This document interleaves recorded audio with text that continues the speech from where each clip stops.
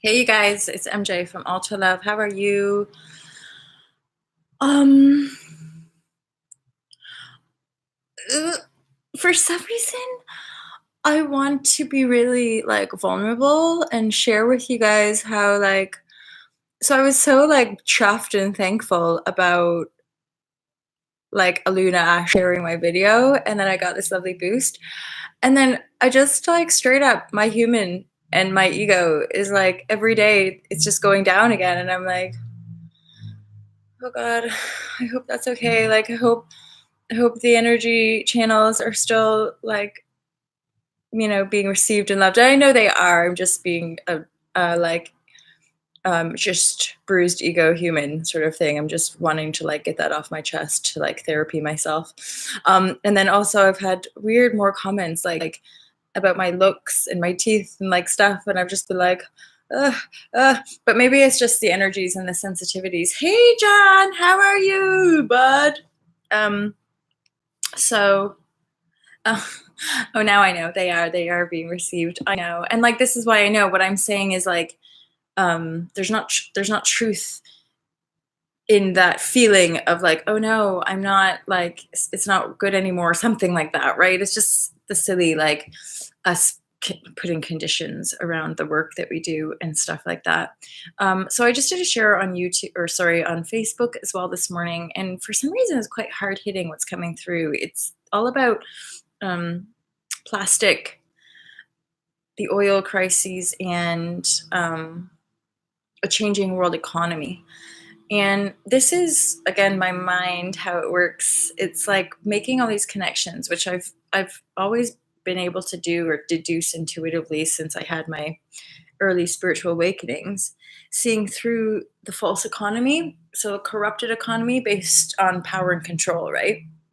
And now, why is the plastic issue becoming so like in our consciousness? It's really because eventually oil will run out. Eventually, the earthly substance that we use for almost everything, it's gonna run out, and as that's happening, that's why like the world political leaders and really the consciousness of the planet is shifting so dramatically and so quickly. It's that we have to, almost for our own survival on the planet, to rearrange resource distribution and to basically end divisive corruption on that level. All of this has to come to pass. So the increasing conflicts, uh, it's like rooting out those power control dynamics, shining light on the deepest, darkest aspects of our divided, conflicted consciousness. And all of that is assisting in the awakening and then the ascension process and or the embodiment and integration process as human vessels on the planet. And again, there is an element, I guess, of drama fuel to all of this, but it really is coming from a place of like this new paradigm that these unfoldings need to occur for us to really be inspired to make the change that we know we want to see. And all of the changes can absolutely be made, but we're waking ourselves up from this real like blindedness, this real disconnection, this real apathy. And something that Katie Finch says a lot during the Zenful Zero Waste course is we vote with our feet. So those of us who are desiring change, it's really not good enough at this stage for us to just sit around in our privileged circles and talk about it. It's important that every day we're making practical changes, which we know are lining up with how I use my money, how I'm consuming, how I'm relating to my world, how I'm owning my responsibility as far as what am I thinking about and how am I pioneering this new earth. So for myself and Team Love, and that's why we call it Zenful, because along the way, certainly Katie probably more so because this was clearly her calling within the Team Love and within the Ultra Love brand. But she would have like meltdowns, like emotional fucking breakdowns because she couldn't find anything that wasn't covered in plastic when she was hungry, or and then the Zenful piece was like, we can't take the burden of the world on our shoulders, but we can change. We can do little things every single day that actually help us feel better, help us feel more clear, and then also are part of the solution. So this idea of a zenful zero waste path is also that we are not so reliant on oil, that we're not so dependent and reliant and unconscious around our wastefulness, right? Because the idea of a circular economy then reharmonizes us back to a circular way of life, a rhythmic, seasonal, circular way of life, which is more in harmony with the planet and the cosmos. Because if you look at the planetary movements, they tend to be orbital, right? They're circular. Another week and a half. It's a real eye opener. Survival without fossil fuel. Yeah, exactly. And then those levels of like why our solar power and why our thrive movements are coming in, because there is the next level, but it's still being manipulated and powered over, right? So we the people have to awaken our own consciousness to see through the veil of all of these kind of multi-leveled and layers of manipulation and control, so that in a day-to-day basis we can stay as calm, clear channels as possible and stay rooted in our gratitude and the benevolence of grace that we are in existence, that we are in life, and then allow ourselves to be guided. But certainly for me, having this like mission, right, it all starting to kind of lock in, it's all starting to anchor in, because now these 4 courses that Alta Love is launching is just helping people day to day to day make changes, effective changes, and really feel part of the change, because the way they're living their life is truly helping their mind get clear, helping their body get clear, and actually helping them to feel like they're part of something. Because that's a lot of us when we go through the awakening. I think we feel really alienated. I talk about that in the Ascension Symptoms video, by the way. Thanks, John, for mentioning that as well.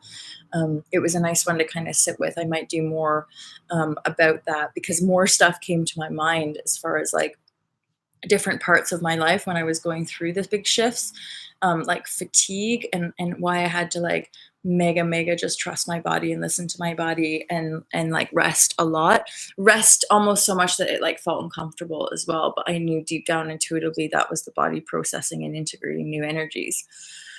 Um, so yeah, oil. And again, none of this is like fearful, because it's all part of the change, and it's great. It's great that we can start to actually see the manifested reality of a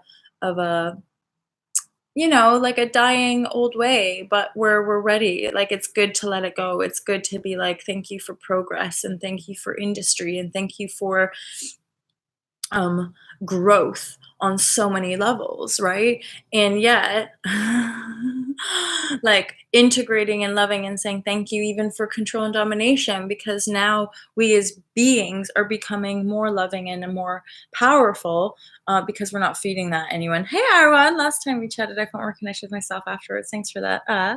Tough topic, I know, but just wanted to tell you, I appreciate that, to Danny Black. I really do. Um, so yeah, like these are topics that I do think about and I work with, but I don't often share, because like nothing in me ever really wants to do the whole like fear mongering thing. But I'm aware that it's important for us to share and talk about the truth of like the layers and the levels of insights that we get around certain issues, because the plastic is a massive issue. Oil fucking is like the basis of this world economy in a way as well. And so for us to recognize that it will run out, that the power structure is changing, that people are waking up and desiring greater, more change. And we as the people, we need to be the change, and then gently or zenfully be the thing is, when we are the change, we just naturally share it and lead that way, because we show people, right? And then if it sparked conversation and or attack or resistance, you can just either engage or walk away. It's totally up to you. But we do talk about that, you guys, in the actual course as well. I don't want to like give all of the juiciest nuggets away to you because I want you to buy them. But like, we even in week 1, there's a whole video that me and Katie are actually talking about how to deal with kickback, how to deal with resistance, how to deal with people when they're just like, or you're never gonna change anything, or blah blah blah blah blah. And like when you get hit up against that, and like feeling out like what's engage worthy versus what is just like we're on different wavelengths. We might as well just walk away, right? So we talk about that. By the way, I really appreciate the R1. I'll happily take on my beautiful elfin. That makes me think. I feel like I might want to watch like Lord of the Rings today or something. It's come up a lot in my awareness these last 2 days. I might be reconnecting to my fantasy world on this fine Monday. I've got one session in central London today, and I've been doing a fair amount of stuff with Ulta Love this morning. So you guys just have a beautiful day.